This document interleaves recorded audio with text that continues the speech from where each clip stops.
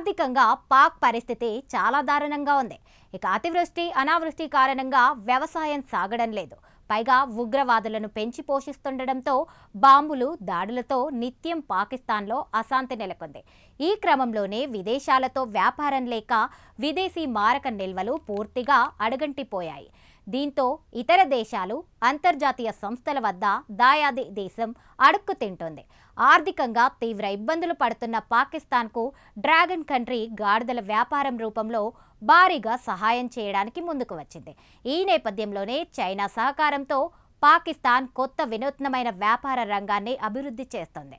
Pak China economic cooperation కింద China company సింగ్యంగ్ సుమారు $37 million అంటే మన భారత కరెన్సీలో సుమారు 328 కోట్లు పెట్టుబడి పెట్టనుంది.